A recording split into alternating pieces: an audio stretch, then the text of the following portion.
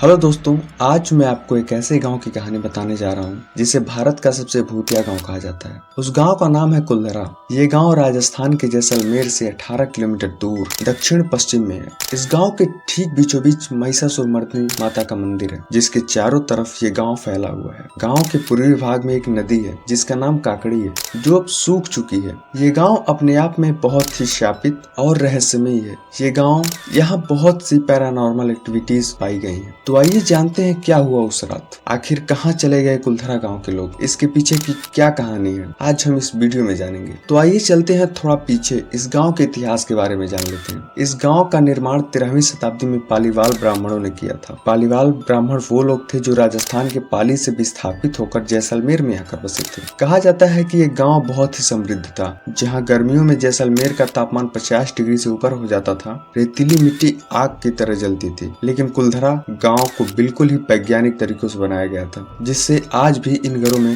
शीतलता का एहसास होता है। इन घरों के अंदर कुंड, ताक और सीढ़ियां भी काफी अलग तरह से बनाई गई हैं। इस गांव के बारे में दो किंवदंतियां हैं। कुछ लोग कहते हैं कि गांव के लोगों ने पानी की कमी के कारण गांव छोड़कर चले गए। क्या आपको लगता है कि पानी की कमी के कारण एक साथ 5000 लोग रातों रात गाँव छोड़कर चले गए होंगे? मुझे नहीं लगता। सच्चाई यहाँ कुछ और ही थी। लोक कथाओं के अनुसार 18वीं शताब्दी में एक क्रूर और अय्याश मंत्री हुआ करता था, जो बहुत ही बेरहमी से गांव वालों से टैक्स वसूल करता था, जिसका नाम सलीम सिंह था। कुलधरा गांव के मुखिया की एक सुंदर पुत्री थी। ये बात कुलधरा गांव से बाहर निकली और जैसलमेर राज्य में पहुंची। जब इस बात का पता सलीम सिंह को चला तो वह उस सुंदर कन्या के रूप पर मोहित हो गया। इसी कारण से वो गाँव के लोगों पर दबाव बनाने लगा। सलीम चाहता था कि वो मुखिया की पुत्री से शादी करे, लेकिन गाँव वाले ऐसा कतई नहीं चाहते थे। सलीम गांव के लोगों पर टैक्स बढ़ाने लगा। उसने कुलधरा गांव के लोगों को धमकी दी कि अगर मुखिया की बेटी की शादी उससे नहीं हुई तो वो गांव वालों पर हमला कर देगा। अब डर के साए में जी रहे लोगों ने महिषासुरमर्दिनी माता के मंदिर में एक पंचायत बुलाई। उस कुंवारी लड़की के सम्मान और अपने आत्मसम्मान के कारण पंचायत ने गाँव छोड़ने का फैसला लिया और कुलधरा गाँव के लोगों ने रातों रात गाँव छोड़ दिया। जाते हुए लोगों ने श्राप दिया कि ये गाँव दोबारा कभी नहीं बसेगा। किसी को नहीं पता कुलधरा गाँव के लोग कहाँ गए। आज भी वो गांव वीरान है। इस घटना के कई दशकों तक यहाँ जाने पर पूरी तरह से पाबंदी थी। पाबंदी से ज्यादा लोगों के अंदर डर था, लेकिन अब कुछ वर्ष पहले ही सरकार ने इसे टूरिस्ट प्लेस घोषित कर दिया है। यहाँ दिन में तो हजारों लोग आते हैं, शाम होते ही किसी की हिम्मत नहीं होती जो यहाँ रुके। कहा जाता है कि यहाँ जिसने भी रात रुकने की कोशिश की है उसके साथ कोई न कोई घटना जरूर हुई है। टूरिस्ट प्लेस में बदल चुके कुलधरा गाँव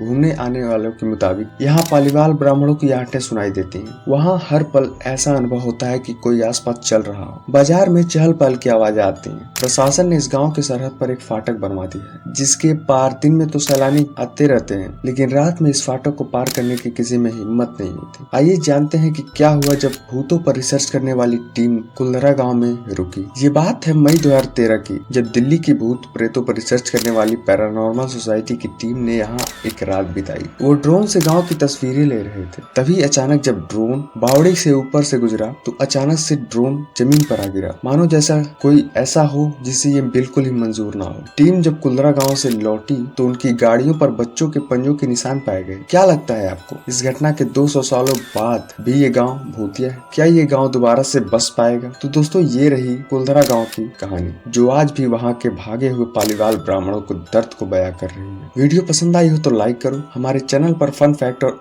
ओपिनियन से रिलेटेड वीडियोस आते रहते हैं। ऐसे ही और वीडियोस के लिए हमारे चैनल को सब्सक्राइब करना ना भूलें। मिलते हैं अगली वीडियो में, तब तक के लिए जय हिंद।